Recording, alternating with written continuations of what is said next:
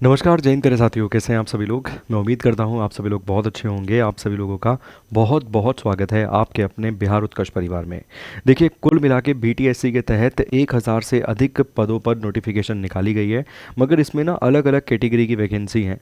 Mechanical वाली भी हैं, सिविल वाली भी हैं, इलेक्ट्रिकल वाली भी हैं, एग्रीकल्चर वाली भी हैं, साइंस एंड टेक वाली भी हैं, कंप्यूटर से रिलेटेड भी हैं। मतलब अलग अलग कैटेगरी की वैकेंसीज़ हैं। तो यहाँ पर मैंने यही कोशिश करी है, यही प्रयास किया है कि भाई जो जो कैटेगरी की वैकेंसीज़ है ना, उन सब के बारे में आपको अलग अलग से भी बताया जाए। क्योंकि देखिए यार, बहुत मुश्किल से मौका मिलता है और एक भूल के कारणवश या एक गलती के कारणवश कई बार ऐसा होता है कि फॉर्म भरने से आप वंचित रह जाते हैं, फॉर्म भरना आपका रह जाता है। तो ऐसी किसी भी प्रकार की गलती आप ना करें, जिसके चलते अलग अलग प्रकार के यहाँ पर मैंने प्रॉपर इवेंट्स आपके लिए प्लान किए हैं। तो इस वीडियो में हम बात करेंगे भाई मैकेनिकल इंजीनियर की बीटीएससी के तहत, मतलब बीटीएससी लैब असिस्टेंट के तहत जो वैकेंसी हैं उनके बारे में। ठीक है, चलिए आइए। नोटिफिकेशन मैंने आपके लिए डाउनलोड करके रख ली है सर, ताकि वो समय बचाया जा सके। बहुत शॉर्ट बहुत ही लिमिटेड टाइम में ये चीज़ें आपको मैं शेयर कर देता हूँ। तो चलिए, सबसे पहले प्रयोगशाला सहायक मैकेनिकल इंजीनियर पद की नियुक्ति के हेतु ये विज्ञापन आपको देखने के लिए मिलता है btsc.bihar.gov.in, वहाँ से मैंने ये निकाला है। 6 अप्रैल से लेके भाई 6 मई तक की यहाँ पर डेट दी गई है फॉर्म भरने के संबंध में, आवेदन करने के संबंध में। अगर हम बात करें सबसे पहले इसमें शैक्षणिक योग्यता के बारे में, तो थोड़ा ध्यान से देखिएगा कि इसके तहत शैक्षणिक योग्यता क्या रहने वाली है। ठीक है, सबसे पहले ये वाला सेक्शन एक बार हाईलाइट कर देता हूँ। मैकेनिकल इंजीनियर से रिलेटेड है ये। वेतन 6 स्तर के तहत 35,400 यहाँ पे सैलरी आपने देख ली। अगर हम योग्यता की बात करते हैं तो अखिल भारतीय तकनीकी शिक्षा परिषद AICTE नई दिल्ली से मान्यता प्राप्त संस्थान द्वारा नियमित कोर्स नॉन डिस्टेंस मोड में mechanical engineer, industrial engineer, robotics, इसके अलावा ये मैकट्रॉनिक्स अथवा समक्ष अभियंत्रण शाखा में 3 वर्षीय डिप्लोमा। तो इसने प्रॉपर बता दिया है भाई, 3 वर्षीय डिप्लोमा। और कैटेगरी बताई है, जैसे देखो मैकेनिकल इंजीनियर लिखा है, मगर रोबोटिक्स वालों को लगेगा हम तो नहीं भर सकते, मगर उसने रोबोटिक्स भी यहाँ पे मेंशन किया है। ठीक है, चलिए इसके अलावा आगे वो बताता है कि भैया या फिर आपने क्या कर रखा हो, या फिर आपने विश्वविद्यालय अनुदान अधिनियम के प्रावधानों के अंतर्गत अथवा डीम्ड यूनिवर्सिटी द्वारा नियमित कोर्स नॉन डिस्टेंस मोड में mechanical engineering, industrial engineering, robotics and mechatronics अथवा समक्ष अभियंत्र शाखाओं में 3 वर्षीय डिप्लोमा जो है वो हासिल कर रखा है, तो आप इस फॉर्म को फिल करने के लिए एलिजिबल हैं। मतलब ये यहाँ पे एजुकेशनल क्वालिफिकेशन है मैकेनिकल इंजीनियर से रिलेटेड जो लैब असिस्टेंट वाली वैकेंसी है उसके संबंध में। ओवरऑल पद की अगर हम बात करें भाई, 166 यहाँ पर ये पोस्ट आपको देखने के लिए मिल जाती हैं। 166 यहाँ पर आपको पोस्ट देखने के लिए मिलती है। और अगर आप देखते हैं तो इसमें से 56 पोस्ट जो आपको नज़र आती हैं वो महिलाओं के लिए आरक्षित करी गई हैं, फीमेल्स के लिए। ठीक है, न्यूनतम आयु की हम बात करते हैं, 18 वर्ष यहाँ पे न्यूनतम आयु मिलती है, 37 वर्ष अधिकतम आयु मिलती है। ये जनरल कैटेगरी पुरुष के संबंध में। महिलाओं के लिए न्यूनतम तो सेम है, मगर अधिकतम जो है वो 40 वर्ष आपको देखने के लिए मिल जाएगी।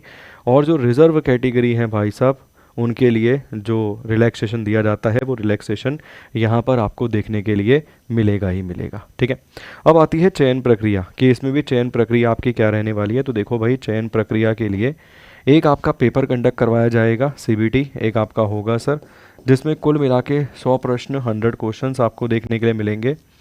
ठीक है जी, 100 क्वेश्चंस यहाँ पर आपको देखने के लिए मिलेंगे। नेगेटिव मार्किंग भी इसके तहत बताई गई है, नेगेटिव मार्किंग भी बताई गई है। अगर आपको लगता है तो मैं यहाँ भी दिखा सकता हूँ इस चीज़ को आपको। ठीक है, क्लियर, ताकि ऐसा भी ना रहे ना कि भाई सर वो भी पॉइंट हमें यहीं दिखा दीजिए। वैसे तो इससे पहले मैंने जितनी वीडियोस बनाई हैं उसमें ये क्लियर ही किया है हर बार कि भाई 100 क्वेश्चंस आपको मिलेंगे, और जो नंबर आपको प्राप्त होंगे उसे 0.75 से मल्टीप्लाई कर दिया जाएगा, प्लस 25 अंक संविदा के आधार पे दिए जाएंगे। अगर आप एज अ जॉब कर रहे हैं अभी, ठीक है ना, अभी कॉन्ट्रेक्चुअल बेसिस पे जॉब आप कर रहे हैं, 1 साल जॉब करते हुए आपको हुआ है तो 5 नंबर दिए जाएंगे, 2 साल हुए हैं 10 नंबर दिए जाएंगे, 4 साल हो गए हैं तो आपको 20 नंबर दिए जाएंगे, और अगर आपको पूरे 5 साल हो गए हैं तो 25 नंबर दिए जाएंगे।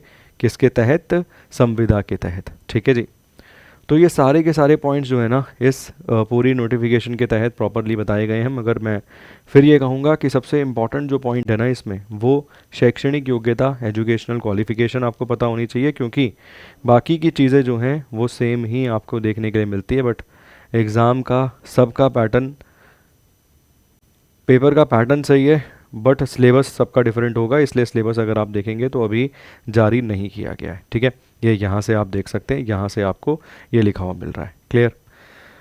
तो भाई ये देखिए कंप्यूटर बेस्ड आपका टेस्ट कंडक्ट करवाया जाएगा, वो बताता है भाई 75 अंक यहाँ पर आपको देखने के लिए मिल रहे हैं, मगर प्रश्न जो होंगे ना, क्वेश्चन जो आपको देखने के लिए मिलेंगे सर, इसके अलावा ये संविदा के आधार पे प्रति 5 वर्ष की दर से अधिकतम 25 अंक को यहाँ पे दिए जाएंगे। 1 साल अगर आपने काम किया है तो 5 नंबर, 5 साल किया है तो 25, 6 महीने को से ज़्यादा को भी 1 साल ही माना जाएगा। ठीक है, इसके बाद देखिए, इसके बाद वो बोलता है कि लिखित परीक्षा में जो भी अंक आपको प्राप्त होंगे ना उसे मल्टीप्लाई कर दिया जाएगा, किससे?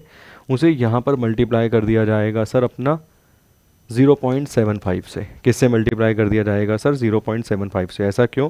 क्योंकि प्रश्नों की संख्या अगर आप देखेंगे तो कुल 100 प्रश्न यहाँ पर आपको देखने के लिए मिलते हैं, तो उसे 0.75 से मल्टीप्लाई करके 75 बनाने की यहाँ पर कोशिश है, और उसके बेसिस पर ही आपको वो नंबर मिलेंगे। बाकी संविदा वाले ऐड होंगे और इसके बेसिस पर आपका सिलेक्शन हो जाएगा। तो भाई कोई कठिन प्रोसेस नहीं है समझना। सबसे मेन मैंने आपको समझा दिया, क्वालिफिकेशन क्या होगी, एज लिमिट क्या होगी, एग्ज़ाम का पैटर्न क्या है वो मैंने आपको बता दिया, सिलेक्शन की प्रक्रिया क्या है वो मैंने आपको बता दिया। और ये वाली जो आप देखते हैं आज जिसको हमने डिस्कस किया है, ये मैकेनिकल इंजीनियरिंग के संबंध में है, BTSC लैब असिस्टेंट 2026 की वैकेंसी। ऐसे ही हम सिविल वाला भी अलग से कवर कर लेंगे ताकि उन विद्यार्थियों को भी पता चल जाए कि उनके लिए क्या क्वालिफिकेशन रहने वाली है। कोई डाउट रहे किसी भी प्रकार का, कमेंट बॉक्स में पूछिएगा। Thank you so much. God bless you.